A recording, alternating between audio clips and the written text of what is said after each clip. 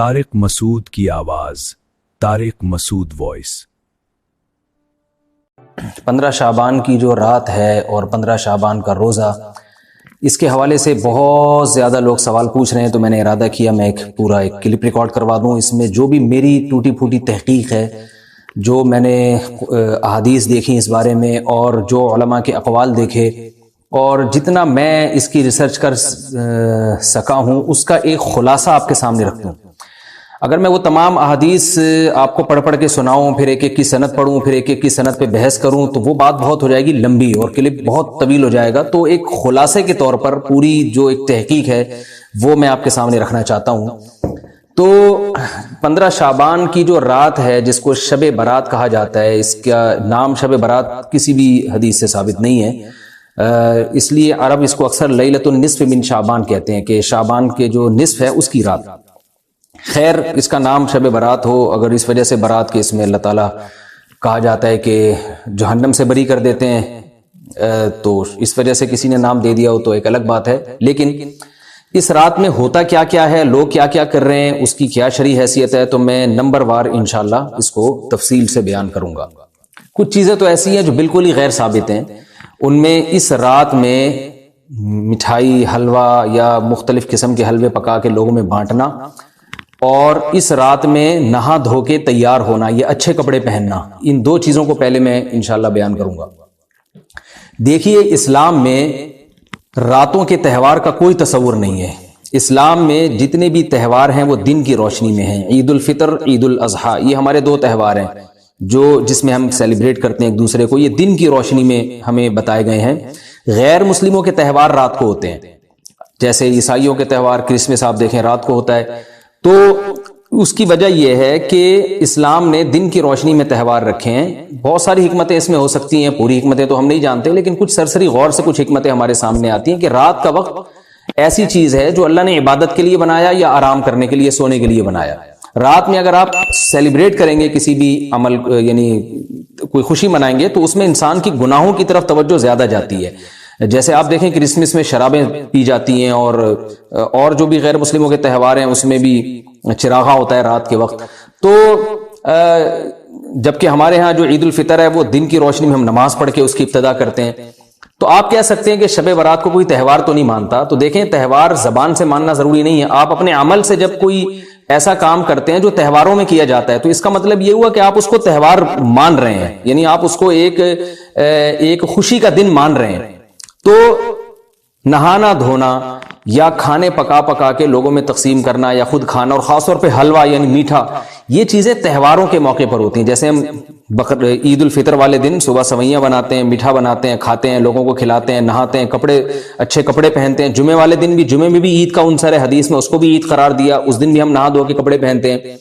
تو جو لوگ 15 شعبان کی رات کو نہاتے دھوتے ہیں، اسپیشلی اس رات کو کہ بھئی آج کوئی تہوار ہے یا آج کوئی خوشی کا دن ہے، اور مٹھائیاں کھاتے ہیں یا حلوے پکاتے ہیں، تو وہ زبان سے اس کو تہوار نہ بھی کہیں، اپنے عمل سے یہ بتاتے ہیں کہ یہ تہوار ہے، جبکہ یہ تہوار نہیں ہے۔ اسلام میں کوئی اس کی ایک ضعیف روایت بھی نہیں ہے کہ آپ صلی اللہ علیہ وسلم نے، میرے علم میں نہیں ہے، کم از کم ہو سکتا ہے کوئی موضوع من گھڑت روایت موجود ہو جس میں کوئی کہیں بھی نہیں ہے کہ آپ صلی اللہ علیہ وسلم نے اس رات کو ہمیں نہانے کا حکم دیا ہو، یا اچھے کپڑے پہننے کا حکم دیا ہو، یا کھانے پینے کا یا حلوے کھلانے کا، حلوے مانڈے کا ہمیں حکم دیا ہو۔ تو اللہ کا واسطہ یہ بدعت ہے، اس کو ختم کریں اپنے معاشرے سے۔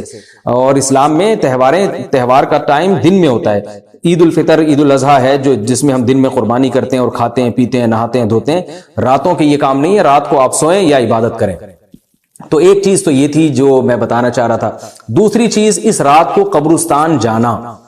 دیکھیے اس بارے میں حدیث پیش کی جاتی ہے، مشہور حدیث ہے، لوگ سنتے رہتے ہیں کہ نبی صلی اللہ علیہ وسلم رات کو اٹھے اور امی عائشہ رضی اللہ تعالیٰ عنہ بھی آپ کے پیچھے چلی گئیں، اور آپ صلی اللہ علیہ وسلم جنت البقیع میں مغفرت کی دعا مانگ کے تشریف لے آئے واپس۔ تو یہ حدیث انتہائی درجے کی ضعیف حدیث ہے، اور ایک تو ضعیف حدیث ہے، دوسری بات یہ کہ اگر ہم تھوڑی دیر کے لیے فرض کر لیں یہ صحیح حدیث ہے، اور ہم کہتے ہیں کہ بھئی نبی صلی اللہ علیہ وسلم نے یہ عمل کیا ہے، تو صحابہ میں سے کسی سے ضعیف حدیث سے بھی ثابت نہیں ہے کہ کوئی اس رات قبرستان گئے ہوں۔ حضرت ابو بکر کے بارے میں کوئی روایت نہیں ملتی کہ اس رات قبرستان گئے ہوں، حضرت عمر کے بارے میں کوئی روایت نہیں ملتی، یہ کسی ایک صحابی کے بارے میں نہیں۔ تو آپ مجھے بتائیں کہ یہ کیسی سنت ہے کہ جو صحابہ کی سمجھ میں نہیں آئی اور ہماری سمجھ میں آ گئی ہے تو مشرکین مکہ یہ کہا کرتے تھے لو کان خیرن ما سبقونا الیہ، قرآن مجید کی آیت ہے کہ اگر یہ اسلام میں کوئی خیر ہوتی تو یہ صحابہ ہم سے پہل نہ کرتے، یہ صحابہ نے ہم سے پہل کیا ہے، اس کا مطلب ہے یہ اسلام خیر کا کام نہیں ہے۔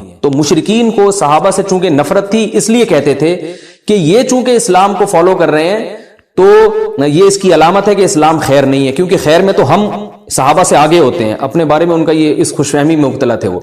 لیکن ہماری رائے کیا ہے، ہم یہ کہتے ہیں کہ لو کان خیرن لسبقونا الیہ، وہ کہتے تھے لا سبقونا، ہم کہتے ہیں لسبقونا، کہ اگر کوئی بھی خیر کا کام ہے تو صحابہ ہم سے ضرور اس میں پہل کریں گے، یہ ہو نہیں سکتا کہ خیر کا کام ہم کریں اور صحابہ نے نہ کیا ہو۔ تو اسی طرح میں یہ عرض کرتا ہوں کہ دیکھیں اگر قبرستان جانا اس رات میں سنت عمل ہوتا تو صحابہ یقیناً جایا کرتے، کوئی ایک صحابی تو گیا ہو، یہ کیسی بات ہے جو صحابہ کی سمجھ میں نہیں آئی اور ہماری سمجھ میں آ رہی اور ہم قبرستان جا رہے ہیں اس رات کو۔ چلیں اگلا اسٹیپ تھوڑی دیر کے لیے فرض کر لیتے ہیں کہ نبی صلی اللہ علیہ وسلم جو ایک رات قبرستان گئے، فرض کر لیں وہ حدیث بھی صحیح ہے، یہ بھی فرض کر لیں کہ صحابہ اگرچہ نہیں گئے مگر ہم صحابہ سے بھی زیادہ آگے نکلنے کی کوشش کرتے ہیں اور صحابہ کو سمجھ میں نہیں آیا، ہمیں سمجھ میں آ گیا، تو چلیں فرض کر لیں تھوڑی دیر کے لیے کہ اس رات کو جانا ہم سنت مان لیتے ہیں، آپ کے دلائل ہم مان لیتے ہیں اور صحابہ کی سمجھ میں نہیں آئے لیکن ہماری سمجھ میں زیادہ آ رہا ہے، ہم فرض کر لیتے ہیں، مان لیتے ہیں کہ اس رات قبرستان جانا سنت ہے۔ تو آپ مجھے بتائیں نبی نے جو عمل جس طرح سے کیا ہو اس طرح سے سنت ہوگا یا آپ اپنی طرف سے، جس کو ہم پشتوں میں کہتے ہیں اخپل طریقے سے کرنا سنت ہے؟ نبی نے فجر کی 2 رکعتیں پڑھی ہیں اور ہر رکعت میں 2 سجدے کیے ہیں، آپ اگر فجر کی 3 رکعتیں پڑھیں گے تو کیا نماز ہو جائے گی آپ کی؟ اب آپ دلیل میں یہ کہیں کہ نبی نے فجر کی نماز پڑھی ہے تو مجھ پر بھی لازم ہے، تو بھائی نبی نے پڑھی ہے تو جیسے نبی کے پڑھنے سے آپ پر پڑھنا لازم ہو گیا تو جس طرح سے پڑھی ہے اسی طرح پڑھنا لازم ہوگا، اخپل طریقے سے پڑھنا لازم نہیں ہوگا۔ تو اسی طرح یاد رکھیں، فرض کر لیں کہ نبی قبرستان گئے ہیں اور یہ قبرستان جانا سنت ہے، تو نبی کس طرح گئے ہیں اور کتنی دفعہ گئے ہیں؟ نبی رات کو چپکے سے اٹھ کے گئے ہیں، کوئی کسی کو آپ نے جمع نہیں کیا، کسی کو بتایا تک نہیں، جو اس حدیث سے پتا چل رہا ہے ہمیں، اگرچہ یہ ضعیف حدیث ہے لیکن فرض کر لیں یہ صحیح ہے، تو کہیں پتہ بھی نہیں چل رہا، چپکے سے قبرستان گئے اور چپکے سے واپس آئے اور پوری زندگی میں ایک دفعہ گئے، جبکہ ہمارے ہاں ہر سال قبرستان میں لوگ جا رہے ہیں، جب بھی شب برات آتی ہے لوگ قبرستان جاتے ہیں ہر سال، نبی ایک دفعہ گئے اور آپ ہر سال جا رہے ہیں۔ نمبر 2، جاتے جتھوں کی شکل میں، نبی تو چپکے سے گئے ہیں، تو آپ رات کو 2-2:30 بجے ذرا چپکے سے اٹھیں اور تنہائی میں جب قبرستان میں وحشت ہو اور اندھیرا ہو اور وہاں قبرستان جائیں، اتنا دم ہے آپ میں، تو ہم کہیں گے بھئی آپ نے نبی کی سنت کو زندہ کیا ہے۔ لیکن آپ تو جتھوں کی شکل میں جا رہے ہیں، نہا دھو کے جا رہے ہیں، خوشبو لگا کے جا رہے ہیں، تیار ہو کے جا رہے ہیں، اور جو کچھ وہاں خرافات ہو رہی ہیں قبرستان میں وہ تو ساری دنیا کو معلوم ہے، میلے ٹھیلے لگے ہوئے، وہاں پہ گولے گنڈے بک رہے ہیں، برگر بک رہے ہیں، گول گپے بک رہے ہیں وہاں پہ، اور پھول الگ بک رہے ہیں، ہار پھول قبروں پہ چڑھانے کے لیے۔ کیا بدماشی ہے یہ، کیا منہ دکھائیں گے رسول اللہ صلی اللہ علیہ وسلم کو قیامت کے دن؟ آپ کے سامنے کیا وہ حدیث نہیں ہے کہ نبی صلی اللہ علیہ وسلم نے فرمایا کہ روایت میں آتا ہے کہ کچھ لوگ قرب میدان حشر میں آئیں گے تو ان کے چہرے ایسے ہوں گے جیسے میری امت کے چہرے ہوتے ہیں، میری امت کی شکل ہوتی ہے، حدیث کا مفہوم میں بیان کر رہا ہوں۔ تو جب وہ حوض کوثر کا پانی پینے کے لیے میرے پاس آئیں گے تو فرشتے ان کو بھگائیں گے، سحقن سحقن، تو آپ صلی اللہ علیہ وسلم پوچھیں گے یہ تو میری امت ہے، آپ تو فرشتے کیا کہیں گے کہ یہ آپ کی وہ امت ہے جنہوں نے آپ کے دنیا سے جانے کے بعد دین میں ایسی چیزیں ایجاد کر لی تھی جن کا آپ نے حکم نہیں دیا۔ تو آپ کیا فرمائیں گے؟ سحقن سحقن، دور کرو ان سے۔ تو ایسا نہ ہو کہ ہم قیامت کے دن رسول اللہ صلی اللہ علیہ وسلم کی شفاعت سے محروم ہو جائیں۔ تو اللہ کا واسطہ قبرستان مت جائیں اس رات، گھر میں بیٹھیں آرام سے، یہیں بیٹھ کے میت کے لیے مغفرت کی دعا کریں، اور اگر آپ سمجھتے ہیں نہیں یہ حدیث بالکل صحیح ہے اور جانا لازمی ہے تو پھر تنہائی میں جائیں، ایسے قبرستان کا انتخاب کریں جہاں آپ کے علاوہ کوئی بھی نہ ہو، اور پھر چپکے سے جائیں اور پتلی گلی سے واپس آ جائیں آپ۔ اگرچہ ہم تو اس کو بھی نہیں مانتے لیکن اگر کرنا ہے تو پھر اس طریقے سے عمل کریں، اگر آپ حدیث کو فالو کرنا چاہتے ہیں آپ اپنے خیال کے مطابق۔ تو یہ 2 باتیں ہو گئی۔ ایک تیسری چیز کیا ہے، کیا قرآن اس رات میں نازل ہوا ہے اور تقدیر کے فیصلے اس رات میں ہوتے ہیں؟ دیکھیے قرآن میں 2 جگہ اللہ نے اس مضمون کو بہت وضاحت سے بیان کیا، ایک سورہ دخان میں انا انزلناہ فی لیلۃ مبارکہ کہ ہم نے اس کو مبارک رات میں نازل کیا، اور اللہ نے فرمایا فیہا یفرق کل امر حکیم، اس میں حکمت والے فیصلے ہوتے ہیں اس رات میں۔ دوسری جگہ 30ویں پارے میں سورہ قدر میں اللہ نے فرمایا انا انزلناہ فی لیلۃ القدر، ہم نے اس قرآن کو لیلۃ القدر میں نازل کیا، اور اس میں بھی اللہ نے فرمایا تنزل الملائکۃ فیہا کہ فرشتے اس رات میں اترتے ہیں باذن ربہم من کل امر، تمام قسم کے معاملات لے کے۔ تو یہاں بھی اللہ بتا رہے ہیں کہ جو 1 سال کے فیصلے جس رات میں ہوتے ہیں اور فرشتوں کے حوالے کیے جاتے ہیں وہ رات اور قرآن کے نازل ہونے والی رات ایک ہی ہے، یہ الگ الگ راتیں نہیں ہیں۔ اور سورہ قدر میں اللہ نے فرما دیا واضح لفظوں میں کہ وہ لیلۃ القدر کی رات ہے. تو اتنی وضاحت کے بعد پھر یہ کہنا کہ اس رات میں قرآن نازل ہوا تھا، جبکہ اس کے بارے میں کوئی صحیح حدیث موجود بھی نہیں ہے، ضعیف یا موضوع روایتیں ہیں، تو یہ بالکل قرآن پر میں سمجھتا ہوں کہ یہ ٹھیک نہیں ہے، بالکل دلیل کے لحاظ سے یہ کمزور بات ہے. اگرچہ بعض علماء اس طرف گئے ہیں اور انہوں نے تعویل کی ہے، انہوں نے یہ تعویل کی ہے کہ قرآن جو ہے آسمان دنیا پہ آیا لیلۃ القدر میں، اور وہاں سے جو نیچے نزول شروع ہوا ہے وہ شب برات میں ہوا ہے، لیکن یہ تعویل عقل سے بعید ہے اور اس تعویل کی ہمیں ضرورت بھی نہیں ہے. دو صحیح حدیثیں ٹکرا رہی ہوں یا قرآن کی آیت کسی ایسی متواتر حدیث سے ٹکرا رہی ہو تو پھر تو وہاں ہمیں تطبیق دینے کی ضرورت پیش آتی ہے، جب قرآن کے مقابلے میں کوئی حدیث ہی نہیں ہے، صحیح حدیث بھی نہیں ہے. حالانکہ قرآن کے مقابلے میں تو فقہا کہتے ہیں کہ اگر صحیح حدیث بھی ہو، متواتر نہ ہو، صحیح حدیث بھی ہو تو وہ بھی ظنی ہوتی ہے، تو اس حدیث کو رد کیا جائے گا، قرآن میں تعویل نہیں کی جائے گی. لیکن یہاں تو صحیح حدیث بھی نہیں ہے، یہاں تو ایک ضعیف روایت ہے اور ضعیف اقوال ہیں، آپ اس کو کیسے قرآن کے مقابلے میں لا سکتے ہیں؟ تو جو بالکل بے غبار بات ہے وہ یہی ہے کہ اللہ تعالیٰ نے قرآن مجید کو لیلۃ القدر میں نازل کیا، جو رمضان کے آخری عشرے میں ہوتی ہے، اور اسی لیلۃ القدر میں فیصلے بھی ہوتے ہیں. اور بعض لوگ کہتے ہیں اس میں حرج کیا ہے کہ ہم 15 شعبان کو بھی فرض کر لیں، اس میں قرآن نازل ہوا اور لیلۃ القدر میں بھی. بھائی اس سے لیلۃ القدر کی ویلیو کم ہوتی ہے. اللہ تو لیلۃ القدر کی ویلیو بڑھا رہے ہیں کہ یہ ایسی رات ہے جس میں ایک سال کے فیصلے بھی کر دیے جاتے ہیں اور اس میں قرآن مجید کا نزول بھی شروع ہوا. تو جس رات کو اللہ نے جو پروٹوکول دیا ہے وہی پروٹوکول اس کو دینا چاہیے، آپ اس کو کسی اور رات کو نہ دیں وہ پروٹوکول. تو یہ تیسرا مسئلہ ہوا. پہلا مسئلہ حلوے مانڈے کا اور نہانے دھونے کا، وہ بھی غلط ہے. دوسرا مسئلہ قبرستان جانے کا، وہ بھی ٹھیک نہیں ہے. تیسرا مسئلہ کہ اس رات میں قرآن نازل ہوا اور فیصلے ہوتے ہیں، یہ تیسری بات بھی غلط ہے. نہ تو اس رات میں قرآن نازل ہوا اور نہ اس رات میں فیصلے ہوتے ہیں. چوتھی چیز کہ کیا اس رات میں عبادت کی کوئی فضیلت ہے سرے سے یا نہیں ہے؟ یہ ایک علمی مسئلہ ہے. تو اس بارے میں خوب اچھی طرح سمجھ لیں کہ اس بارے میں جتنی بھی احادیث ہیں جو اس رات کی فضیلت کے بارے میں ہے کہ بنو کلب کی بکریوں کے برابر مغفرت ہوتی ہے اور بکریوں کے بالوں کے برابر، اور یا جو بھی اس بارے میں روایات ہیں کہ سب کی بخشش ہو جاتی ہے سوائے اس شخص کے جو کسی کے دل میں کینہ رکھتا ہے. تو یہ جتنی اس رات کی فضیلت میں احادیث ہیں، تو ایک بات تو خوب اچھی طرح سمجھ لیں، اس پر تمام محدثین کا، جہاں تک میں نے دیکھا ہے، تمام محدثین کا اتفاق ہے کہ اس کی فضیلت میں صحیح حدیث ایک بھی نہیں ہے. اس رات کی فضیلت میں ایک بھی صحیح حدیث موجود نہیں ہے. لیکن ضعیف روایتیں اتنی کثرت سے ہیں کہ ایک الگ محدثین کا اصول ہے کہ جب ضعیف روایتیں کی سندیں زیادہ ہو جائیں تو وہ حسن بن جاتی ہے، یعنی قابل قبول ہو جاتی ہے وہ، کیونکہ بہت ساری کمزور چیزیں مل کے اس میں کچھ قوت پیدا کر دیتی ہیں. تو اب جن علماء نے احادیث کے ضعف کی طرف دیکھا کہ ایک بھی صحیح روایت نہیں ہے، انہوں نے اس رات کا بالکل انکار کر دیا کہ اس رات کی سرے سے کوئی فضیلت نہیں ہے. لیکن جن علماء نے اصول حدیث کی طرف دیکھا اور فقہ کے ایک اصول کی طرف دیکھا کہ کثرت روایات درجہ حسن تک پہنچ جاتی ہیں، ضعیف روایات، تو انہوں نے کہا کہ بالکل اس رات کی فضیلت کا انکار ہی سرے سے کر دینا یہ غلط ہے. تو جمہور اس طرف گئے ہیں کہ اس رات کی فضیلت کا بالکل انکار کر دینا یا اس کی عبادت کی فضیلت کا بالکل انکار کر دینا یہ ٹھیک نہیں ہے. لیکن کچھ علماء، وہ بھی بڑے محقق علماء ہیں، وہ اس طرف گئے ہیں کہ اس رات کی سرے سے کوئی فضیلت اسلام میں ہے ہی نہیں. اب میں دونوں طرف کے علماء کا کچھ تھوڑا سا تجزیہ پیش کرتا ہوں. تو جو علماء یہ کہتے ہیں کہ اس رات کی فضیلت ہے اور فضیلت میں کثرت سے روایات ہیں اور اس میں بڑے بڑے علماء داخل ہیں، امام شافعی رحمہ اللہ تعالی جیسے مجتہد بھی ہیں جو اس رات کی فضیلت کے قائل ہیں.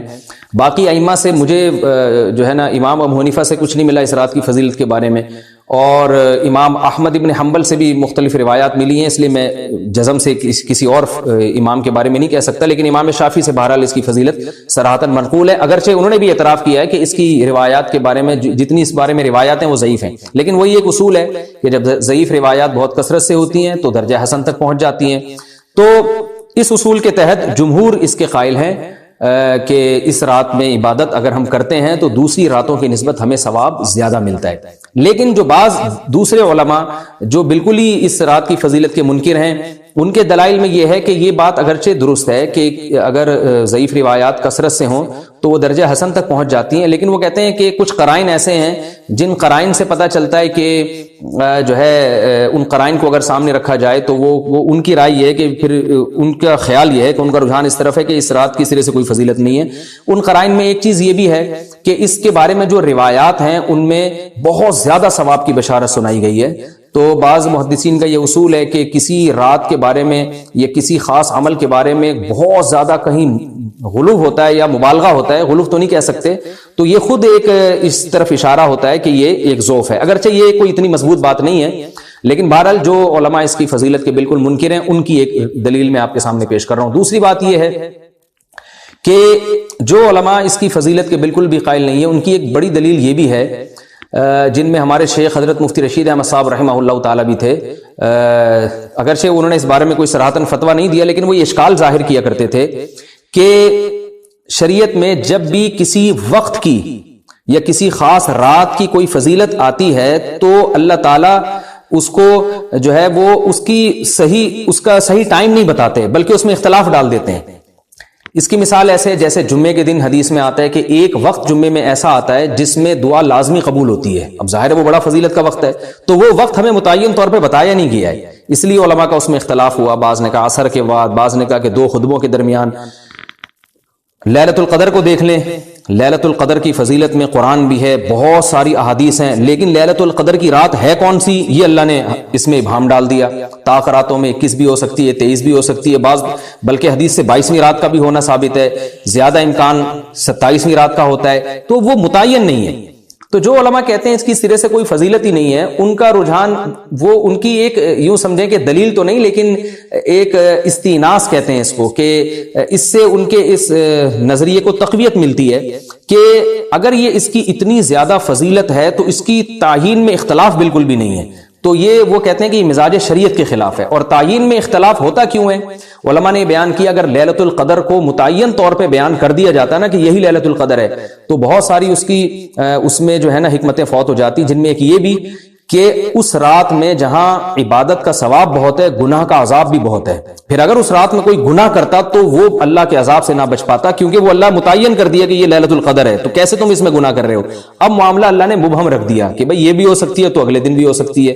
اور ایک فائدہ یہ بھی اس میں رکھا متعین نہ کرنے میں کہ لیلۃ القدر انہی کو ملے جو تلاش کریں، جو پورا عشرہ جاگیں گے ان کو لیلۃ القدر ملے گی۔ اگر اللہ اسپیسیفک دن بتا دیتا کہ 21ویں ہے، 23ویں ہے یا 25ویں ہے یا 22ویں ہے تو بہت سارے لوگوں کو لیلۃ القدر مل جاتی، تو اللہ نے جو مبہم رکھا ہے نا تو ایک رات کی فضیلت اللہ نے بڑھا دی مگر اس کی تعیین میں ابہام پیدا کر دیا تاکہ جو پورا عشرہ جاگے گا اسی کو لیلۃ القدر ملے گی، اس کے علاوہ ہر آدمی کو نہ ملے۔ وہ ایک اللہ کی ایک حکمت ہو سکتی ہے اس میں۔ تو یہ 2 حکمتیں ہیں کہ اس میں گناہ اگر کوئی کرے تو اس پر عذاب نہ آ جائے، کیونکہ اگر متعین کر دیا جائے گا تو پھر گناہ کیسے تم کر رہے ہو اس رات میں، تو اللہ نے اس میں بھی ابہام پیدا کر دیا۔ جو گناہ کرنے والا ہے اگرچہ وہ بڑا گناہ گار ہے اس رات میں، چاہے وہ رمضان کا آخری عشرے میں کسی رات میں بھی گناہ کرتا ہے، لیکن کم از کم اتنا عذر تو ہے کہ اس کو کیا پتا تھا کہ یہ آج لیلۃ القدر ہوگی۔ تو جو 15 شعبان کی رات ہے اس کی بہت زیادہ فضیلت ہے، تو پھر یہ رات کو متعین کیوں کر دیا گیا؟ یہ ان علماء کی دلیل میں بیان کر رہا ہوں جو اس کی فضیلت کے بالکل بھی قائل نہیں ہے، لیکن بہرحال حقیقت یہ ہے کہ جمہور علماء اس کی فضیلت کے قائل ہیں، کیونکہ یہ جو میں نے دلائل دیے کہ وہ علماء جو اس کی فضیلت کے سرے سے منکر ہیں ان کے یہ دلائل کو ہم دلیل نہیں کہیں گے بلکہ استیناس کہیں گے، کہ استیناس کہتے ہیں کہ ایک چیز استدلال نہیں ہے بلکہ ان اپنے نظریے کی تقویت کے طور پر ایک چیز کو پیش کر دینا جس سے یہ لگتا ہو کہ واقعی یہ صحیح کہہ رہے ہیں، اس کو استیناس کہتے ہیں، میں جو آسان لفظوں میں سمجھانے کی کوشش کر رہا ہوں۔ اور ایک استدلال کہتے ہیں کہ ایک ریسرچ کو، ایک پوری تحقیق کو۔ تو جمہور کا مذہب ایک اصول پر مبنی ہے کہ بھئی اتنی ساری روایات ہیں اور ضعیف ہیں، ان میں ٹھیک ہے کچھ موضوع بھی ہیں لیکن بہت ساری ایسی ہیں جو موضوع بھی نہیں ہیں، تو ضعیف روایات ہیں جب اتنی کثرت سے ہیں اور اس میں ہے بھی عبادت کا تذکرہ تو عبادت کرنے میں کوئی حرج بھی نہیں ہے، تو لہذا انہوں نے اس کو جو ہے نا اس کو دلیل بنایا ہے اور اصول کے لحاظ سے یہ بات درست ہے۔ تو اس اصول کو اگر کوئی فالو کرنا چاہے تو اس رات کی عبادت اس کے لیے بالکل ٹھیک ہے اور اللہ کی رحمت سے امید ہے کہ اس میں اس کو ثواب زیادہ ملے گا۔ تو جمہور ایک طرف ہیں اور بعض علماء دوسری طرف ہیں۔ تو یہ میں نے صرف اس لیے بیان کر دیا کہ اس رات کی فضیلت میں اتفاق نہیں ہے بلکہ مختلف فی ہے، مجتہد فی ہے، اختلاف رائے اس میں ہو سکتا ہے۔ تو اگر کوئی عالم اس رات کی فضیلت کا بالکل یا انکار کرے اور ان علماء کا بھی احترام کرے جو اس رات کی فضیلت کے قائل ہیں، تو پھر اس عالم پر رد کرنے کا حق نہیں ہے۔ دوبارہ میں اپنی بات کو ریپیٹ کرتا ہوں، اگر کوئی عالم یہ کہے کہ اس رات کی سرے سے کوئی فضیلت نہیں ہے تو اس عالم پر طعن و تشنی جائز نہیں ہے، کیونکہ ان کے بھی کچھ نہ کچھ استدلالات ہیں۔ ہاں، اگر کوئی عالم اس رات کی فضیلت کا انکار کر کے جمہور کے مذہب کو بالکل غلط قرار دیں اور اس عمل کو، یہاں اس رات کی عبادت کو بالکل بدعت قرار دیں، اور جو اس رات میں عبادت کر رہے ہیں یا اس کی فضیلت کے قائل ہیں ان کو بدعتی قرار دیں، تو یہ غلو ہو جائے گا، یہ زیادتی ہو جائے گی، جو کہ بالکل غلط ہے۔ کیونکہ جب دونوں طرف دلائل ہیں تو اعتدال والی رائے اختیار کرنی چاہیے، اور کسی ایک طرف بہت زیادہ جھکاؤ یا کسی ایک کو 100% غلط قرار دے دینا، بدعتی قرار دے دینا، یہ درست نہیں ہے۔ تو ہماری قوم میں ایک مزاج ہے کہ بس اپنی رائے کو مسلط کرتے ہیں اور دوسرے کی رائے کو مانتے ہی نہیں۔ تو عوام کے لیے کیا ہے؟ لوگ کہتے ہیں مفتی صاحب کنفیوز کر دیا آپ نے، تو لٹکا کے چھوڑ دیا ہمیں۔ بھائی میں کنفیوز نہیں کر رہا، عوام جمہور کے مذہب کو فالو کرے گی، جمہور میں بڑے بڑے علماء ہیں، وہ اس کی فضیلت کے قائل ہیں، اور وہ اس کے قائل ہیں کہ اس رات میں عبادت کرنی چاہیے، تو آپ جمہور کے مذہب کو فالو کر سکتے ہیں۔ تو اب یہ بات تو ہو گئی جمہور کا مذہب، میں نے آپ کو بتایا کہ وہ اس رات میں فضیلت کے قائل ہیں کہ اس رات میں عبادت کرنی چاہیے، لیکن کیسے کرنی چاہیے اس پر تمام علماء کا اتفاق ہے کہ مسجد میں جتھے بنا کے جانا یا اجتماعی عبادت کرنا یہ بالکل بدعت ہے، بالکل ناجائز ہے۔ اسی طرح کوئی مخصوص قسم کی نماز پڑھنا کہ پہلی رکعت میں یہ والی صورت، تو دوسری میں یہ والی صورت، تو تیسری میں یہ والی صورت، یہ بالکل بدعت ہے۔ صلاۃ التسبیح کی جماعتیں بدعت ہیں۔ تو ایک ہی راستہ ہے آپ کے پاس، آپ عبادت کرنا چاہتے ہیں تو انفرادی طور پر ایسے عبادت کریں جیسے عام دنوں میں آپ عبادت کرتے ہیں، یہ ویسے ہی نماز پڑھیں جیسے عام دنوں میں نماز پڑھتے ہیں۔ کوئی مخصوص صورتیں، مخصوص رکعتیں نہیں ہیں، جتنی اللہ توفیق دے تنہائی میں آپ 2 رکعتیں، تہجد کی 4 رکعتیں، 6 رکعتیں، 8 رکعتیں، 16 رکعتیں، جتنی اللہ توفیق دے آپ رات کو کھڑے ہو کر انفرادی نماز پڑھیں، دعائیں مانگیں اللہ تعالیٰ سے، قرآن کی تلاوت کریں، تسبیحات کریں، جتھے نہ بنائیں مسجد میں، چراغاں نہ کریں، بتیاں نہ لگائیں، قبرستانوں پہ رش نہ کریں، یہ سب ناجائز اور سب حرام ہے، گناہ ہے، اس کا اسلام میں کوئی تصور نہیں۔ کرنا ہے تو صرف ایک کام آپ کر سکتے ہیں کہ صرف عبادت کریں، اور اللہ کی رحمت سے امید کی جا سکتی ہے کہ اللہ تعالیٰ اس رات میں آپ کو عبادت کا دوسری راتوں کی نسبت ثواب عطا فرمائے گا۔ کیونکہ آپ اگر جمہور علماء کو فالو کر رہے ہیں تو ہمیں یعنی جن کے پاس علم نہیں ہے تو ان کو علماء ہی کو فالو کرنے کا اللہ نے حکم دیا ہے، تو آپ جمہور علماء کی رائے پر عمل کرتے ہوئے اگر عبادت کرنا چاہیں تو اللہ کی رحمت سے امید ہے کہ انشاءاللہ آپ کو ثواب ملے گا۔ لیکن عبادت کا کوئی مخصوص طریقہ ہرگز نہیں ہے۔ پمفلٹ بٹ رہے ہوتے ہیں کہ یہ والی صورت پڑھنے سے یہ ہو جائے گا، تو یہ والی صورت پڑھنے سے یہ ہو جائے گا، یہ بالکل غلط ہے۔ تو انفرادی عبادت ہوگی اور ایسے ہی عبادت کا طریقہ ہوگا جیسے پورے سال ہوتا ہے، نماز اسی طرح پڑھی جائے گی جیسے پورے سال پڑھی جاتی ہے، دعائیں مانگی جائیں گی، اپنے طور پر اجتماعی سطح پہ کوئی عمل نہ کیا جائے۔ اللہ تعالیٰ سے دعا ہے کہ اللہ تعالیٰ ہمیں سمجھنے کی، عمل کرنے کی توفیق عطا فرمائے۔ دیکھیں، آپ جس بھی شعبے سے متعلق ہیں، CCA کر رہے ہیں زیادہ تر لوگ یہاں پہ، پہلے تو ہم بچپن میں CA سنا کرتے تھے، چارٹرڈ اکاؤنٹنٹ، اب اور سنا کرتے تھے کہ اس کی بڑی ویلیو ہے۔ اب کووڈ کے بعد آپ ہی کے جو ٹیچر ہیں وہ مجھے بتا رہے تھے کہ ساری دنیا کا نظام ہی تبدیل ہو گیا ہے، فاصلے ختم ہو گئے ہیں دنیا میں۔ تو آپ سب وہ لوگ ہیں جو تعلیم حاصل کرنے کے بعد انشاءاللہ اچھی پوسٹوں پہ جائیں گے۔ آپ میں کوئی بھی ایسا نہیں مجھے لگتا جو بعد میں رکشہ چلائے گا، ٹیکسی چلائے گا، ریڑھی لگائے گا، وہ بھی انسان ہیں، وہ بھی کوئی برے لوگ نہیں ہیں۔ مقصد یہ ہے آپ کی ویلیو بتانا کہ آپ سارے وہ لوگ ہیں جن کے ہاتھ میں کل قوم کی نبض ہوگی۔ 2 قسم کے طبقے ہیں نا دنیا میں، ایک وہ جو لیڈر بنتے ہیں، ایک وہ جو ماتحت ہو کے کام کرتے ہیں۔ 2 ہی قسم کے لوگ اللہ نے پیدا کیے۔ اگر آپ کے سامنے آپ کا کوئی ہدف نہیں ہوگا، کوئی ویژن نہیں ہوگا، تو آپ کی زندگی تباہ اور برباد ہو جائے گی۔ دیکھیں، انسان کے لیے، اچھا میری طرف توجہ رکھنی ہے آپ نے تھوڑی دیر میں، مجھے بیان نہیں آتا، میں گپ شپ لگاتا ہوں، باتیں کرتا ہوں، بیان تو علماء کا کام ہے۔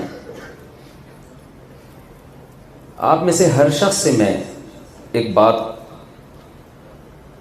آپ کے ذہن میں ڈالنا چاہتا ہوں کہ آپ لوگوں نے کبھی تنہائی میں بیٹھ کے غور کیا ہے کہ آپ کی زندگی کا ہدف کیا ہے؟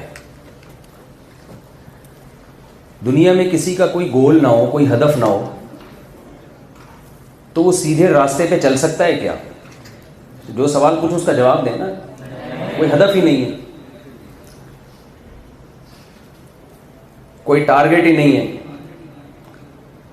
ایسا آدمی ٹینشن میں مبتلا ہوتا ہے, پریشان ہوتا ہے, جس کی زندگی کا کوئی ہدف ہو ہی نہیں. ایسا آدمی بھی پریشان ہوتا ہے جس نے غلط چیز کو ہدف بنا لیا, وہ بھی پریشان ہوتا ہے. ہمارے ہاں میجورٹی ایسی ہے جن کی زندگی کا سرے سے کوئی ہدف ہوتا ہی نہیں ہے. اکثر تو ہمارے ملک میں اسی قسم کے بچے پیدا ہو رہے ہیں, اور بڑے بھی ہو رہے ہیں تو ان کو 70 سال تک پتہ ہی نہیں چلتا کہ ہم کیوں ہیں, ہم دنیا میں آئے کیوں, رہتے کیوں ہیں. آپ کو پتہ ہے کہ جب آپ کا کوئی ویژن نہیں ہوتا تو آپ ہمیشہ کسی دوسرے کے ویژن کا حصہ بن جاتے ہیں. جب آپ کا کوئی ہدف نہیں ہوتا نا تو آپ دوسرے کے ہدف کا اس کے ساتھ تعاون شروع کر دیتے ہیں لاشعوری طور پر, آپ کو پتہ بھی نہیں چل رہا ہوتا. اس وقت دنیا کی بڑی بڑی قومیں ہیں جنہوں نے ایک ہدف بنایا ہے.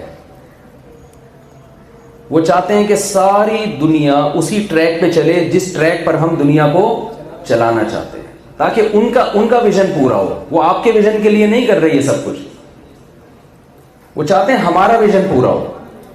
اس کی میں ایک مثال دیتا ہوں. میں 2013 میں حج پہ گیا. حاجی وہاں اتنی شاپنگ کرتے ہیں, آپ کو پتہ ہی ہوگا.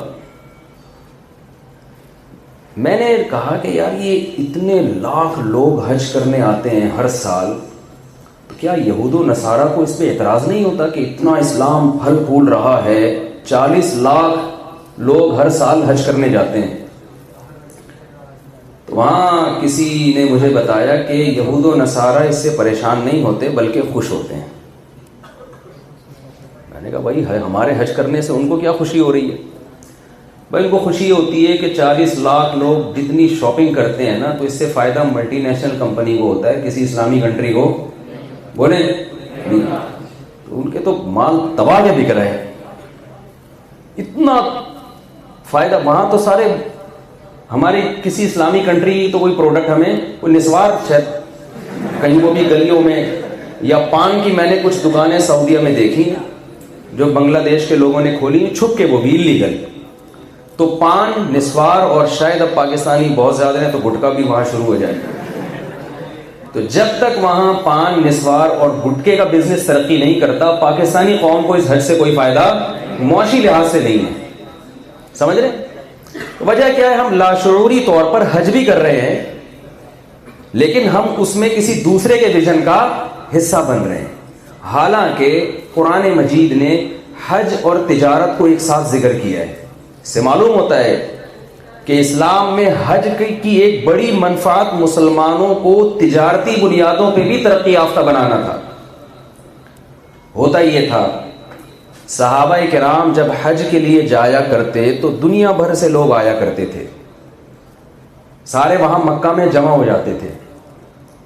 ایک دوسرے سے پوچھتے آپ شام سے آئے ہیں, آپ مصر سے آئے ہیں, آپ عراق سے آئے ہیں, بھائی عراق میں کس چیز کی زیادہ ضرورت ہے.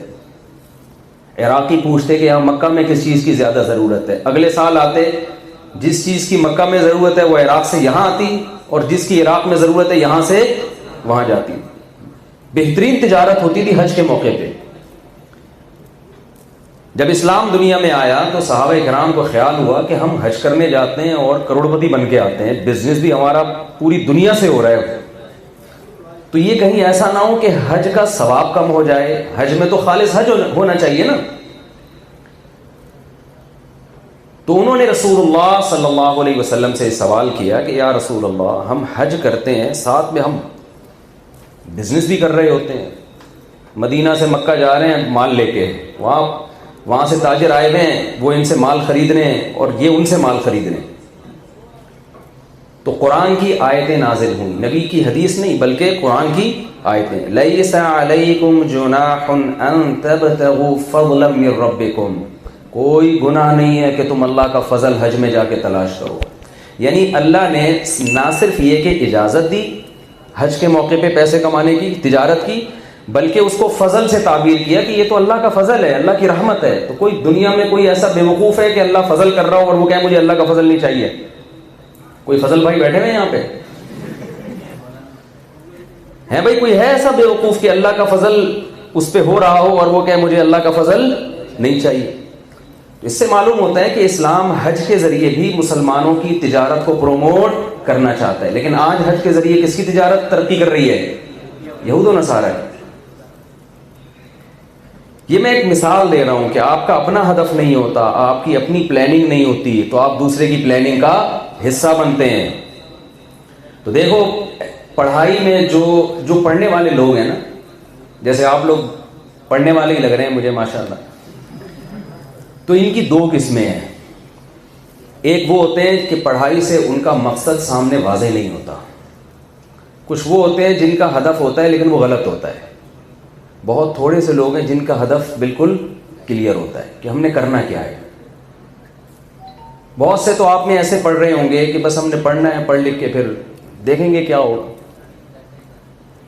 ایسے بھی لوگ ہیں لیکن تھوڑے سے ہیں, ہم کو یہی نہیں پتا کرنا کیا ہے. جنہوں نے میرا بیان سنا ہوا وہ کہتے ہیں چلو 4 شادیاں کر لیں گے, بس ان کا یہی ہدف ہے. زیادہ تر لوگوں کا ہدف یہ ہے کہ ہم نے پیسہ کمانا ہے. سمجھ رہے ہیں نا, زیادہ تر کا ہدف کیا ہے؟ پیسہ کمانا ہے. جب ان سے پوچھا جائے پیسہ کما کے کیا کرو گے آپ, عیاشی کریں گے یار, کھائیں گے پیئیں گے موج مستی کریں گے. بھائی موج مستی کر کے کیا کرو گے؟ کہیں بس یہی کریں گے نا. ان سے سوال یہ ہے کہ موج مستی تو آپ کی ختم ہو جائے گی. جب آپ فارغ ہوں گے نا, آپ کی آدھی جوانی گزر چکی ہوگی. جو موج مستی کی عمر تو یہ ہے, وہ میں لطیفہ بار بار سنا چکا ہوں. جو میرے پرانے لسنر ہیں ان سے پیش کی معذرت. وہ کہیں گے یار مفتی صاحب بہت گھسا پٹا لطیفہ ہے, بہت ہو گیا, لیکن یہ ہے بڑے کام کا لطیفہ. بات سمجھانے کے لیے نا, اس سے اچھا ابھی تک جب تک کوئی نیا لطیفہ مارکیٹ میں آئے گا نہیں تو پرانا والا ہی چلانا پڑے گا نا. یا تو کوئی نیا لطیفہ کوئی مارکیٹ میں لے کر آئے. تو میں ایک نوجوان سمندر کے کنارے لیٹا ہوا اور سگریٹ کے کش لے رہا تھا. کوئی آپ کی عمر کا تھا, وہ جو عیش کی عمر ہے, عیاشی کی عمر ہے. یہ ایج جو ہے نا, یہ عیش و عشرت اور لائف کو انجوائے کرنے کی عمر ہے. اگر انجوائے کرنا چاہتے ہو, نہیں چاہتے جیسے کہ آپ لوگ تو ایجوکیشن میں ہے نا, اس کا مطلب لائف کو پراپر انجوائے نہیں کرنا. آپ کو تو صبح اٹھنا پڑے گا, انسٹیٹیوٹ آنا پڑے گا. سی اے یا ایس سی اے میرا خیال ہے ایسے بیٹھے بیٹھے تو ہو نہیں جاتا. میں جن لوگوں سے ملا ہوں جنہوں نے سی اے کیا ہے, وہ ان کے بال سفید ہو گئے پڑھ کے. اور پھر ان کو جو جاب ملتی ہے نا, اس میں بھی بہت ٹف جاب ہوتی ہے. ساری زندگی دماغ استعمال ہی کرنا ہے انہوں نے, تو انجوائے کیا کب کرے گا آدمی, اس سوچے نا. تو انجوائے کرنے کی عمر تو اس نوجوان کی تھی. وہ ساحل سمندر پہ لیٹا ہوا تھا, سگریٹ کے کش لے رہا تھا, کبھی ناک سے دھواں نکال رہا ہے, کبھی منہ سے دھواں نکال رہا ہے.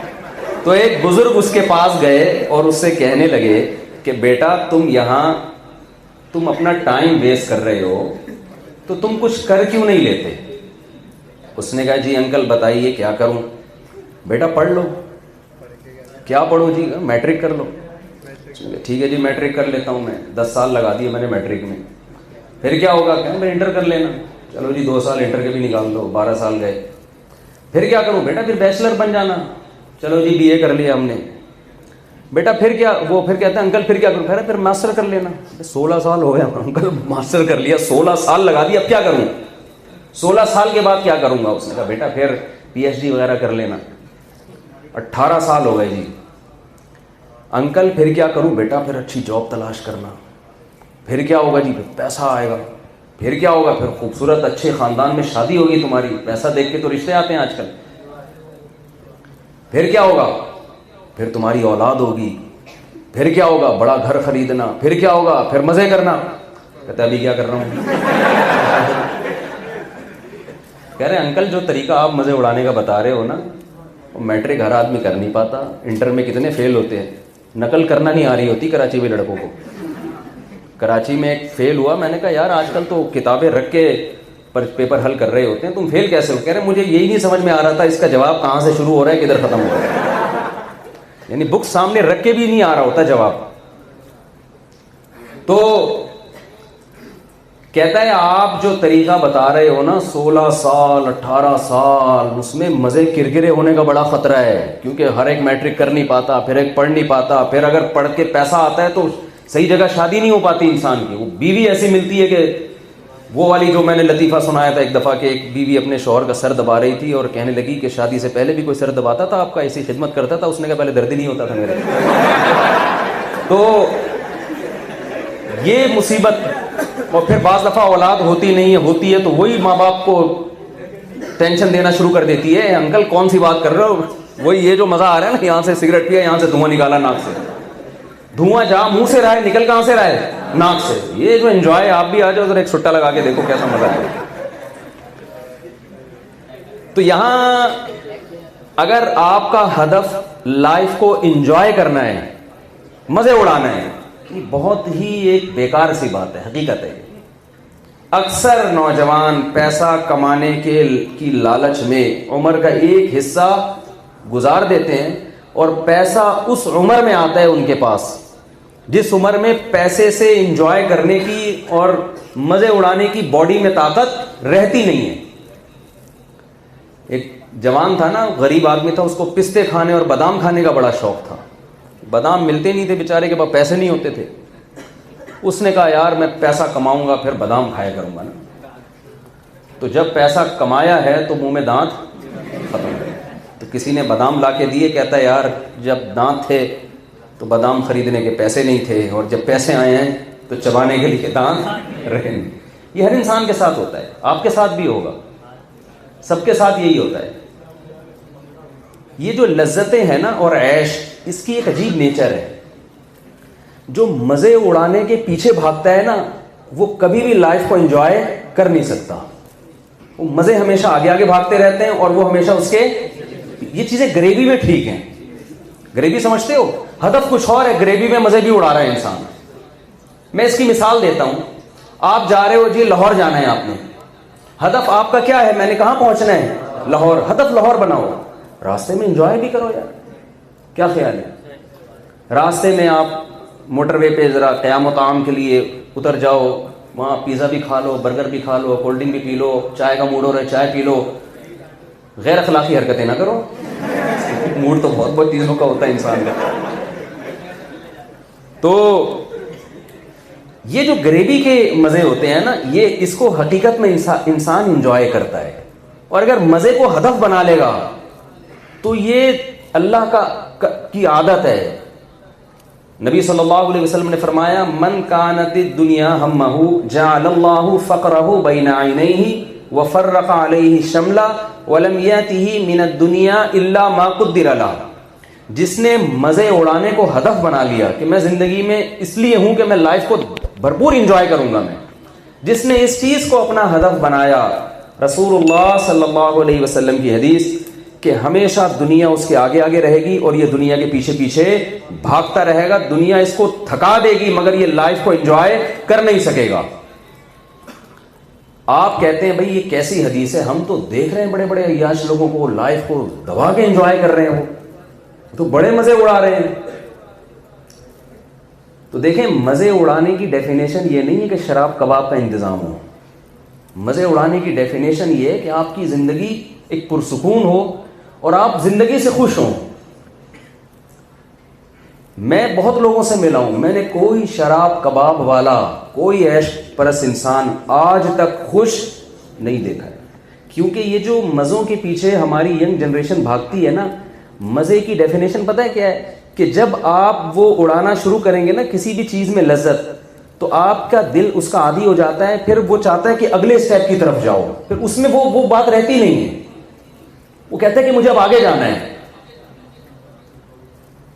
پھر آگے پھر آگے پھر آگے. ہوتا کیا ہے؟ آپ کی ایج بڑھ رہی ہوتی ہے، آپ کی باڈی میں لذتیں حاصل کرنے کی صلاحیت کم ہو رہی ہے، اور آپ کی خواہشات کیا ہوتی جا رہی ہیں؟ روز بروز بڑھتی جا رہی ہیں. جس کا انجام کیا ہوتا ہے آخر میں؟ خودکشیاں، ڈپریشن.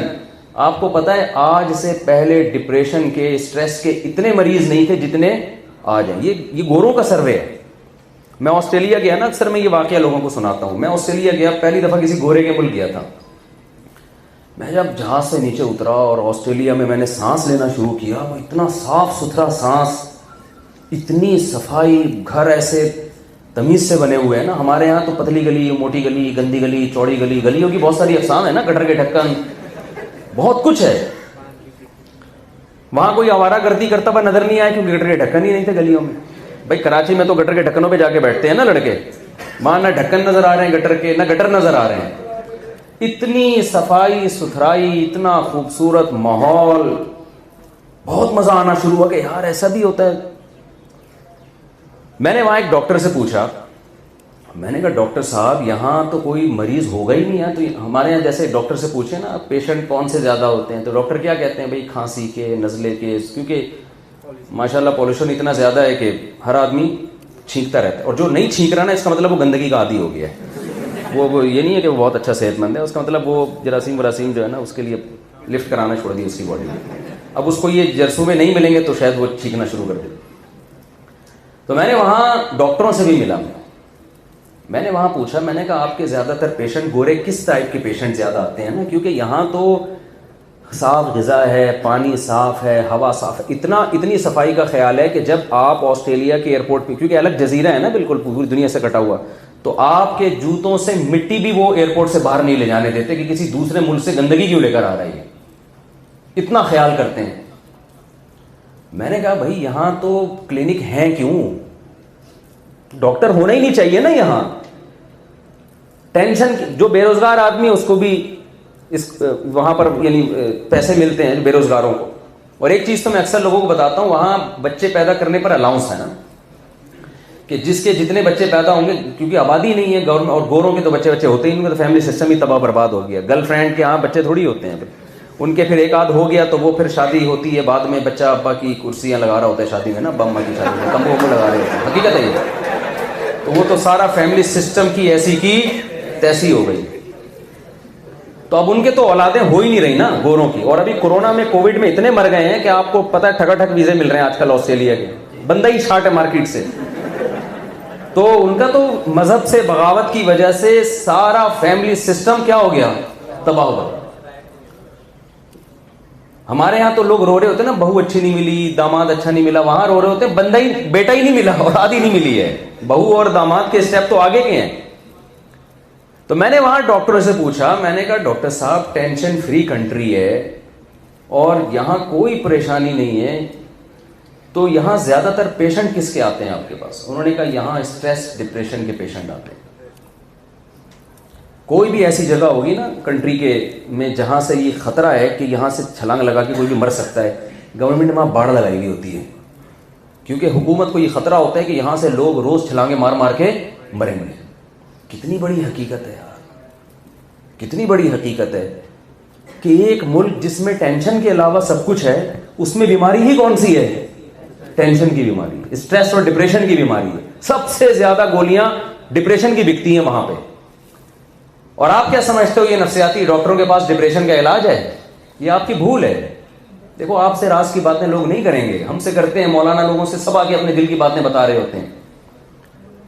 نفسیاتی ڈاکٹر ہمارے پاس آتے ہیں کہ حضرت ہم دوسروں کا علاج کر رہے ہیں لیکن خود کس میں, ہم ڈپریشن, خود ڈپریشن. ایک کا تو بیچارے کا سنا انتقال ہی ہو گیا ڈپریشن کی وجہ سے. ڈپریشن کے علاج گورے کے پاس بولو نہیں ہے. ہماری ینگ جنریشن مغربی کلچر سے اتنی متاثر ہو رہی ہے کہ جو چیز گورے کے پاس نہیں ہے وہ بھی اس سے لے رہی ہے, جو چیز جس کے پاس ہو وہ اس سے لازمی لے آؤ.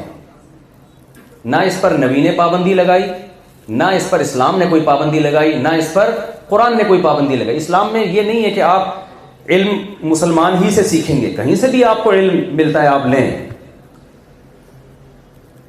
بعض دفعہ میں خود ایک ڈاکٹر کے پاس گیا, پیٹ کا اسپیشلسٹ تھا, ہندو ڈاکٹر تھا. ہمیں پتہ چلا کہ یہ زیادہ اچھا علاج کرتا ہے, گھر والے بیمار تھے میرے, تو ہم اس کے پاس گئے. ہم نے یہ تھوڑی دیکھا کہ مسلم ہے یا غیر مسلم, بھائی جو اچھا علاج کرے گا ہم اس کے پاس جائیں گے نا, کیونکہ ہماری نیڈ کیا علاج ہے, اور یہ اس کے پاس زیادہ اچھا ہے. تو اسلام نے ایجوکیشن کے معاملے میں, تعلیم کے معاملے میں, یہ کوئی بھی فائدہ آپ اٹھانا چاہتے ہیں تو اس میں مسلم اور غیر مسلم کا فرق نہیں کیا. لیکن آپ کسی سے وہ چیز لینا جو اس کے پاس ہے, جو ہے ہی نہیں وہ کیسے لے رہے ہیں آپ اس کے پاس؟ تہذیب آپ کے پاس ہے, انگریز کے پاس تھوڑی ہے. حلال و حرام کا علم, جائز ناجائز کا علم, فیملی سسٹم, یہ آپ کا مضبوط ہے, یہ گورے کا مضبوط نہیں ہے. ویژن آپ کے کلیئر ہے, اسلام نے آپ کو, میں بھی اس طرف آ رہا ہوں کہ آپ کا ہدف کیا ہونا چاہیے, یہ اسلام کا کلیئر ہے, یہ گورے کا کلیئر گورے کو نہیں پتا ہم کیوں پیدا ہوئے ہیں, اس کو یہ نہیں پتا. میں بھی اس طرف آ رہا ہوں, انشاءاللہ میں اس کو کلیئر کروں گا, لیکن میں ایک چیز آپ سے عرض کر رہا ہوں. پھر ہمارے ہاں نفسیاتی ڈاکٹروں کے پاس جا رہے ہیں دماغ کا علاج کرنے کے لیے, اور ڈاکٹر کہاں سے پڑھ کے آ رہے ہیں؟ گورے سے, ان کی یونیورسٹیز پڑھ کے آ رہے ہیں. بھائی وہاں کے انجینئر بہت اچھے ہیں, وہاں کے سائنٹسٹ بہت اچھے ہیں, وہاں کے نفسیاتی ڈاکٹر بالکل بھی اچھے نہیں ہیں. وہ اپنی قوم کا کیوں نہیں علاج کر لیتے؟ اپنی قوم کو کیوں خودکشیوں سے نہیں بچا لیتے؟ تو میں نے آسٹریلیا میں دیکھا, ہانگ کانگ میں بھی دیکھا, جہاں کوئی اونچی جگہ ہو نا جس کے بارے میں خطرہ ہو کہ یہاں سے گر کے سر بڑے اچھے طریقے سے پھٹ سکتا ہے انسان کا, ایک دم گرے گا اور قیمہ بن جائے گا, ایسی جگہوں پہ گورنمنٹ کیا لگاتی ہے؟ باڑ لگاتی ہے. کیونکہ حکومت کو خطرہ ہے کہ ڈیلی بیسس کی بیس پہ نا, ایک تو ویسے ہی آبادی کم ہو گئی, تو ایسا نہ ہو کہ ٹھک ٹھک کر کے لوگ مرنا شروع ہو. میں گیا ایسی پلیسز پہ, ولاگ نہیں بنایا کیونکہ یہ ایک نیگیٹو ہوتا ہے کہ ہمارے ملک کا ایک منفی امیج دنیا کو دکھا رہے ہیں, تو ایسی چیزوں کو وہاں کیمرے میں لانا الاؤ نہیں ہے, برا اثر پڑتا ہے نا. وہ کہتے ہیں آپ ہماری قوم کی اچھی اچھی باتیں بتائیں نا, اتنی اچھی یہاں زبردست قسم کے ماشاءاللہ کیسی صاف ستھری سڑکیں, گٹر کے ڈھکن ہی نہیں ہے, پتہ نہیں جا کہاں رہا ہے حساب کتاب سارا.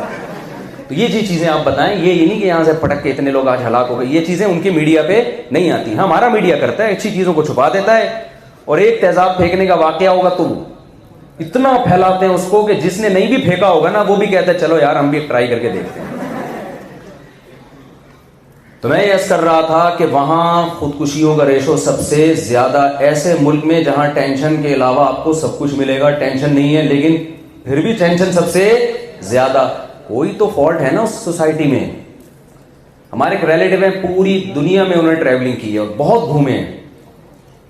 مجھے ایک دن کہنے لگے آپ کو پتا ہے کہ سویڈن, اگر کوئی کہنا کہ ٹینشن فری کنٹری کون سا ہے, تو سب سے زیادہ ٹینشن فری کنٹری 15 سال پہلے کی رپورٹ کے مطابق وہ سویڈن تھا.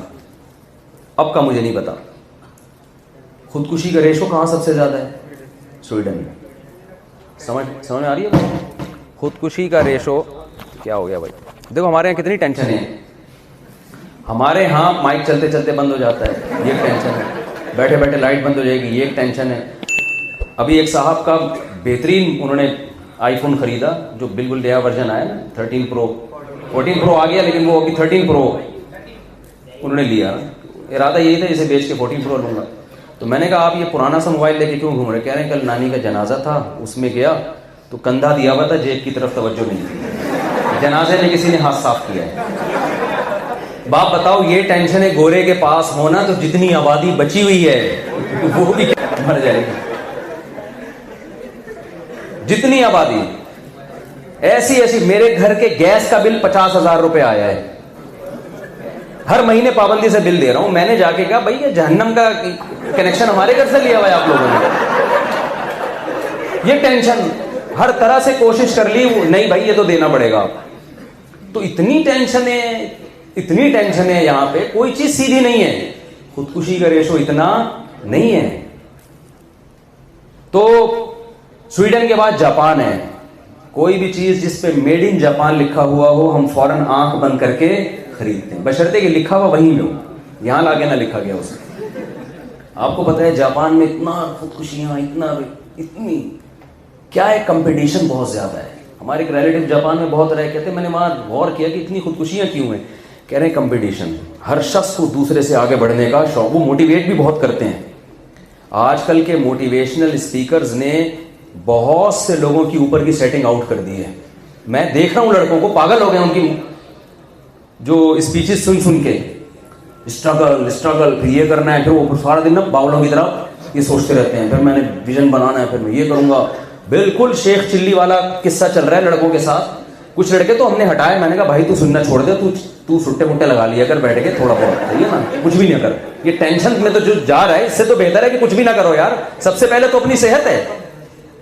اتنا مسلط کر لیا یار ایک ویژن کو اور ایک ہدف کو, میں یہ بنوں گا, میں یوں بنوں گا, پھر دوسرا آگے نکل گیا, آپ پیچھے رہ گئے, تو آپ کا دل چاہ رہا ہے کہ یار میں مر جاؤں, ڈپریشن میں آنا شروع ہو گئے. یہ غلط ہے. تو میں نے کیا, وہ ایسے میں نے دیکھے لڑکے پاگل ہوتے ہوئے. تو دیکھیں ایک کوئی اس سوسائٹی میں کوئی بہت بڑا فالٹ ہے جس کی وجہ سے ایسا ہو رہا ہے.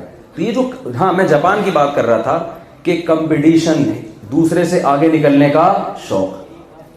اس کمپٹیشن کی وجہ سے جو نکل گیا تو ٹھیک ہے, جو تھوڑا سا پیچھے رہ گیا کہتا ہے یار میری جو زندگی کا مقصد تھا نا, وہ مقصد کیا ہو گیا, ختم, مقصد ختم ہو گیا.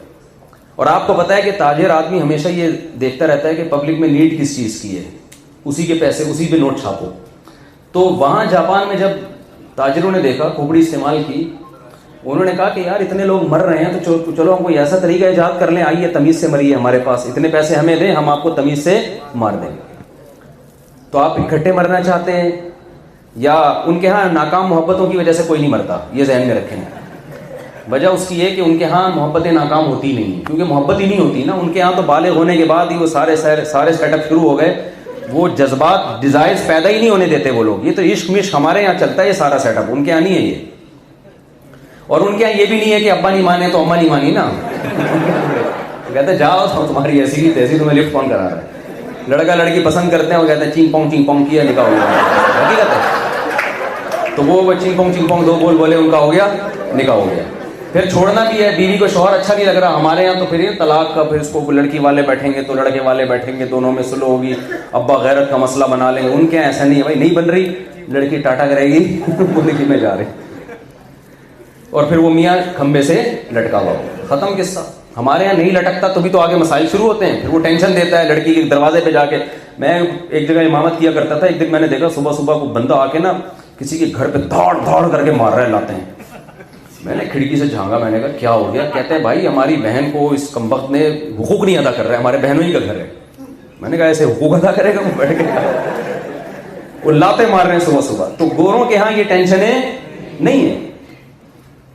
کمپٹیشن, آگے بڑھنا, اتنا ان کو موٹیویشنل اسپیکر شروع سے سمجھا رہے ہوتے ہیں. اسٹرگل, محنت بہت اچھی چیز ہے جب آپ کا ویژن کلیئر ہو اور ویژن آپ کا درست ہو. اگر ہدف آپ کا درست نہیں ہے, یہی محنت آپ کو ڈپریشن کا مریض بنا دے گی. تو میں جلدی سے آپ سے چند سوالات کرتا ہوں, پھر میں آپ کو بتاتا ہوں آپ کا اصل ہدف ہونا کیا چاہیے. اسلام آپ کو محنت سے نہیں روکتا, بلکہ اسلام حدیث میں دعا آئی ہے کہ اے اللہ میں سستی سے تیری پناہ مانگتا ہوں, اعوذ بک من الجبن ومن البخل ومن الکسل.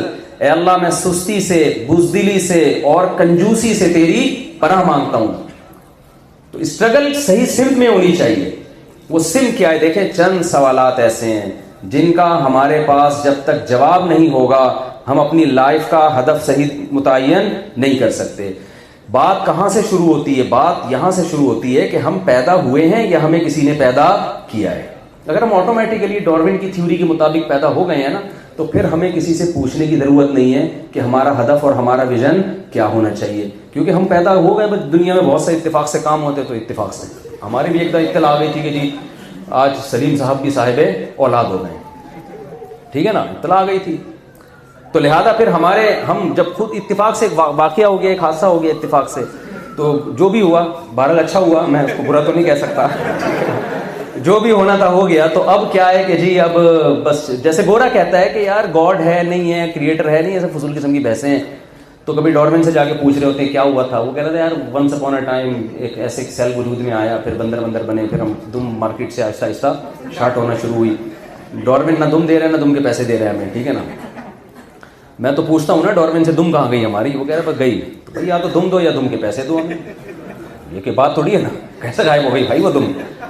تو ڈاروین کی تھیوری آئی کہ بھائی ہوتے ہوتے کہ یہ سب کچھ وجود میں آ گیا. تو اگر آپ ڈاروین کی تھیوری کو صحیح مانتے ہیں اور آپ گاڈ کے تصور کو ہٹا دیتے ہیں, تو پھر میری ساری تقریر فضول ہے, اس کا کوئی فائدہ نہیں. پھر یہ قرآن اور حدیث اور پیغمبر اور اسلام اور یہ جنت اور جہنم, ماں باپ کے قدموں میں جنت, اور یہ نماز روزہ پردہ حج, یہ سب کیا ہے؟ یہ کیا ہے؟ پھر گورا ہے ایسے, لبرل بن جاؤ یار. پھر یہ جو ایک کبھی دو چار لوگوں نے ٹوپیاں لگا کے بیٹھے ہوئے بھی اتارو, لبرل بنو. پھر جیسے گورے کا ویژن اس معاملے میں کلیئر ہے, وہ کہتا ہے یار یہ کوئی جنت جہنم نہیں ہے, کوئی آخرت نہیں ہے, کچھ بھی نہیں ہے, ہم خود بخود آٹومیٹیکلی بن گئے ہیں. تو بس جب بن گئے ہیں تو ہمیں اپنا ہدف خود بنانا ہے. لہذا کسی نے کیا بنایا ہدف کہ میں نے K2 کی پہاڑی پر سردیوں میں چڑھنا ہے. وہ جو بھی جن کا انتقال ہوا نا, کیا نام, علی سکپارہ, ان کی زندگی کا ویژن کیا تھا؟ بھائی میں نے K2 کی پہاڑی, گرمیوں میں تو بہت سے لوگ گئے, لیکن میں نے کب جانا ہے؟ سردیوں میں جانا. یہ ہدف بنایا انہوں نے زندگی کا. بہت سے لوگ ہدف بناتے ہیں کہ جی میں اتنی بڑی مونچھیں رکھوں گا کہ اس سے بالٹیاں اٹھاؤں گا میں. وہ آپ نے دیکھا ہوگا امت اخبار میں پہلے اس طرح کی چیزیں بہت آیا کرتی تھی نا. بہت سے لوگوں نے ہدف بنایا کہ میں اتنا بڑا باڈی بلڈر بنوں گا کہ میں ایسا ویٹ اٹھاؤں گا کہ لوگ کہیں گے یار اس سے زیادہ ویٹ دنیا میں کسی نے نہیں اٹھایا. گورے ہدف بناتے ہیں نا. بعض ہدف بناتے ہیں میں دنیا کا بہترین باکسر بنوں گا. محمد علی بنا دنیا کا بہترین باکسر. بعض ہدف بناتے ہیں میں دنیا کا بہترین اداکار بنوں گا. بعض آپ جیسے لوگ کہ میں پڑھ لکھ کے بڑا آدمی بنوں گا اور میں نوٹ چھاپوں گا اور میں وغیرہ وغیرہ. بہت سارے اہداف ہوتے ہیں. تو یہ آپ خود اپنا ہدف متعین کرو. اگر ہمیں کسی نے بنایا بولے نا, اگر نہیں ہے یہ آٹومیٹیکلی ہو رہا ہے تو آپ خود کریں. اس ہدف میں آپ پورے ہو جائیں, ٹارگٹ اچیو کر لیں, اچھی بات ہے. نہیں کریں تو علی سکپارہ کی طرح مر گئے تو اللہ تعالیٰ مغفرت فرمائے. بعد میں لوگ دعا کر لیں گے بھائی بیچارے نے کوشش کی تھی قوم کا سر فخر سے بلند کرنے کی لیکن وہ نہیں ہو سکا, بات ختم ہو جائے گی. لیکن اگر آپ کو کسی نے پیدا کیا, یہ بہت امپورٹنٹ سوال ہے. دیکھیں ہماری زندگی کا سب سے امپورٹنٹ عمل ایک اگلی چیز ہے, کرنا کیا ہے, لیکن آپ کا کانسیپٹ کلیئر ہونا چاہیے. آپ کو پتا ہونا چاہیے کہ صحیح کیا ہے اور غلط کیا ہے. اگر ہمیں کسی نے پیدا کیا ہے تو ہمیں ہماری زندگی کا ہدف وہ بتائے گا جس نے ہمیں پیدا کیا ہے. اسلام یہ کہتا ہے, قرآن یہ کہتا ہے, یہ کائنات آٹومیٹیکلی خود بخود کبھی بھی وجود میں نہیں آ سکتی. ڈاروین جھوٹ بول کر گیا ہے. انسان کروڑوں کیا خربوں سال میں بھی ایوالو ہو کے یہاں تک نہیں پہنچا. یہ ناممکن ہے. بعض چیزیں 2 اور 2 4 کی طرح ہوتی ہیں. آپ ان کو سائنسی تحقیقات کی بھیٹ چڑھاؤ تو پیچیدہ ہو جاتی ہیں. یہ ممکن نہیں ہے. پرسوں میری کسی سے بحث ہو رہی تھی. میں نے کہا جو بگ بینگ تھیوری ہے کہ دھماکہ ہوا اور کائنات وجود میں, ہو سکتا ہے دھماکہ ہوا, ہم اس کے منکر نہیں ہیں. شب برات کا پٹاخہ بھی خود نہیں پھٹتا ہے. کبھی دیکھا آپ نے؟ شب برات کا تو پتہ ہی ہے نا, آپ تو خود پھوڑتے پھاڑتے ہوں گے پٹاخے. شب برات کا پٹاخہ پھٹا ہو اور آپ نے جا کے پوچھا ہو کیوں پھٹا ہو, کہنے خود ہی پھٹ گیا. خود کچھ بھی نہیں ہوتا بھائی. گیس کے سلنڈر میں گیس زیادہ بھر دی جاتی ہے, وہ کوئی بھر رہا ہوتا ہے تو سلنڈر پھٹ جاتا ہے. ایک شب برات کا پٹاخہ خود نہیں پھٹ سکتا. اتنا بڑا دھماکہ ایک انرجی کے نتیجے میں جس سے سورج, چاند, ستارے, سیارے وجود میں آ گئے. میں اس دھماکے کا منکر نہیں ہوں. یہ دھماکہ ہوا نہیں ہے, کسی نے کیا ہے. کہتے ہیں انرجی سے ہوا ہے. انرجی کسی نے پیدا کی ہے. آٹومیٹیکلی خود بخود کچھ بھی نہیں ہو سکتا, ناممکن ہے. ہمارے ایک دوست ہے, وہ مجھے کہنے لگے, ہمارے کلاس ٹیچر ہیں, ایتھیسٹ ہیں, ملحد ہیں. وہ کہنے لگے کہ یار اگر کوئی خدا ہے تو ہم جب گاڑی کے ایکسیلریٹر پہ پاؤں رکھتے ہیں تو گاڑی چلتی ہے, بریک لگاتے ہیں تو گاڑی رکتی ہے. تو اس کا مطلب کوئی نہ کوئی لاجک ہے ہر کام کی. تو خدا کہاں ہے اس میں بھائی؟ ایکسیلریٹر پہ پاؤں رکھے تو چلے گی, بریک لگاؤ گے تو روکے گی. خدا کو ہم جب مانیں گے جب پاؤں ایکسیلریٹر پہ رکھ رہے ہیں اور چلنے کے بجائے کیا ہو رہی ہے, رک رہی ہے. اس کا مطلب خدا درمیان میں رکاوٹ ڈال رہا ہے. میں نے کہا کہ یہ گاڑی ہی کی مثال دیکھ لو. ایکسیلریٹر پہ پاؤں رکھتے ہو تو چلتی ہے نا. کبھی ایسا ہوا کہ پاؤں رکھا نہ ہو, گاڑی خود بخود چلنا شروع ہو جائے. جو گاڑی اپنے چلنے میں, اپنی ڈرائیونگ میں ڈرائیور کی محتاج ہو, وہ اپنی تخلیق میں کریٹر کی محتاج نہیں ہوگی. بولے نا کیا ہو گیا بھائی؟ بولے وہ نہیں ہوگی, وہ یقیناً ہوگی. ایسا ہو نہیں سکتا. سوال اصل میں یہ ہونا چاہیے کہ گاڑی اگر کوئی یہ گاڑی ایک مادی چیز ہے نا, جب تک کوئی چلانے والا نہ ہو یہ چلتی نہیں ہے. یہ خود بخود نہیں ہوتی. یہ بن سکتی ہے آٹومیٹیکلی خود بخود جب تک کوئی بنانے والا نہ ہو. ایک گاڑی بنانے والے کے بغیر بن نہیں سکتی, اور بنانے والا خود بخود بن گیا جس نے اس گاڑی کو بنایا ہے. تو بنانے والا زیادہ اہم ہے, یہ جو بنی ہوئی چیز ہے وہ زیادہ مشکل ہے. بنانے والا جو ہے نا وہ تو اس کے تو کھوپڑی ہے, دماغ ہے, بہترین دماغ اس کی کھوپڑی میں فٹ ہوا ہے. وہ آٹومیٹیکلی خود بخود کیسے وجود میں آ سکتا ہے؟ ناممکن ہے یہ. دیکھیں اس کی مثال, ایک آپ کسی جنگل میں ہو اور کسی جنگل میں آپ نے کبھی پودوں کو پھلتا پھولتا نہ دیکھا ہو. کوئی شخص آپ کو آ کے کہتا ہے میں تمہیں ایک جادو دکھاتا ہوں اور دیکھنا کہ کیسا جادو. اس نے خربوزے کا بیج زمین میں ڈال دیا. آپ نے کہا اب کیا ہوگا؟ اس نے کہا دیکھنا ہوگا کیا. اس بیج سے ایک کوپل نکلنا, پودا نکلنا شروع ہو گیا. وہ کہہ رہی ہے کیا ہو رہا ہے؟ میرا تو خیال تھا یہ بیج جب ہم زمین میں ڈالیں گے تو ختم ہو جائے گا نا. زمین میں تو آپ کچھ بھی ڈالتے ہیں تھوڑے دنوں میں ختم. میتوں کو دیکھیں نا 10-10 سال کے بعد قبریں کھودتے ہیں تو کیا نکلتا ہے اس میں سے؟ 2-4 ہڈیاں نکلتی ہیں. لیکن آپ نے کہا یہ جادو دیکھنا ہوگا کیا. اس سے کوپل نکلنا شروع, ایک بیل نکلنا شروع. وہ بیل تھوڑی سی بڑی ہوتی ہے, اس میں پھول نکلنا شروع. اب آپ حیران ہیں یار, یہ کیونکہ ہم یہ پروسیس دن رات دیکھ رہے ہیں نا, تو دیکھتے دیکھتے یوز ٹو ہو چکے ہیں. ہماری کھوپڑیوں نے کام کرنا چھوڑ دیا ہے, غور کرنا چھوڑ دیا. ہمیں خربوزہ کھانے سے مطلب ہے, بنانے والے سے کوئی مطلب رہا نہیں ہے. تو اس میں پھول پیدا ہوئے. آپ نے کہا یار یہ پھول کیا کر رہے ہیں؟ اس نے کہا یہ تتلیوں کو, کیڑے مکوڑوں کو اپنی طرف اٹریکٹ کر رہے ہیں. یہ ایک مینجمنٹ ہے یا نہیں ہے؟ پھولوں نے تتلیوں کو, کیڑے مکوڑوں کو اپنی طرف اٹریکٹ کیا, اس سے نرم مادہ ذروں کا ملاپ ہوا, ایک چھوٹا سا کچا پھل پیدا ہو گیا. اب آپ حیران ہیں یار یہ ہو کیا رہا ہے. ہمارا تو خیال تھا جب وہ چیز زمین میں ڈالیں گے وہ جل کے ختم ہو جائے گی. آپ نے کہا ابھی صبر کرو, ہوتا کیا ہے. وہ بڑھنا شروع ہوا آہستہ آہستہ, پورا خربوزہ بن گیا, ٹھیک ہے نا, میٹھا. جب آپ نے اس کو کھولا تو اس جیسے سینکڑوں بیج اس کے اندر جو آپ نے زمین میں ڈالے. ایک سائیکل ہے یا نہیں ہے؟ اور ہر بیج میں ایک ایسا سافٹ ویئر انسٹال ہوا ہوا ہے کہ جس بیج کو بھی زمین میں ڈالو گے یہی پروسیس, اور لاکھوں سال ہو گئے وہ بیج اس پروسیس سے مسلسل گزر رہا ہے. یہ سائیکل جو ایک چکر ہے, یہ آپ 2 گراریوں کو آپس میں ملائیں, اس ترتیب سے ملائیں کہ ایک کے گھومنے سے دوسری گھومے, اور اس سے پہیا گھومے, اور اس پہیے کے گھومنے سے پیڈل گھومے. یہ سائیکل سادہ سی کروڑوں اربوں سال میں آٹومیٹیکلی خود بخود وجود میں آ سکتی ہے کیا؟ جب ایک سادہ سی سائیکل وجود میں نہیں آ سکتی, بیج کے اندر ایسے سافٹ ویئر کا انسٹال ہو جانا, ایسا بہترین ایک سائیکل, ایک سسٹم ہے ہر بیج میں آئیے کہ آپ اس کو بیج زمین میں ڈالتے ہیں, پھر ایک پودا نکلتا ہے, پھر پھول, پھر وہ اٹریکٹ کرتے ہیں, پھر اس سے ایک پوری مینجمنٹ ہے. دنیا میں کہیں بھی تھوڑی سی مینجمنٹ اگر نظر آتی ہے, یہ مینیجر کے وجود کی دلیل ہوتی ہے. اور اگر جہاں مینجمنٹ نہیں ہے تو اس کی علامت ہے ان کا کوئی رکھوالا نہیں ہے. تو یہ پوری کائنات میں جو ہمیں مینجمنٹ نظر آ رہی ہے, قرآن کہتا ہے ذالک تقدیر العزیز العلیم لا الشمس ينبغي لها ان تدرك القمر ولا الليل سابق النهار. کروڑوں اربوں سال ہو گئے, کل فی فلک یسبحون, یہ سارے ستارے, سیارے اور پورا نظام ایک سیٹ اپ کے تحت چل رہا ہے. تو قرآن کہتا ہے کہ ذالک تقدیر, یہ مینجمنٹ ہے. تقدیر عربی میں مینجمنٹ کو کہتے ہیں. العزیز, ایسی ذات کی طرف جس کی طاقت بھی کامل, العلیم, جو ہر چیز کو جانتا بھی ہے. یہ آٹومیٹیکلی نہیں ہو سکتا سب کچھ. میں سمجھا پا رہا ہوں اپنی بات؟ ابھی شادیوں کی بات کروں نا, دیکھنا ایک دم کھلکھلے جائیں پھر یہاں پہ, ہاں زبردست مفتی صاحب. ابھی تمیز کی بات ہو رہی ہے تو وہ کھوپڑی میں آ نہیں رہی.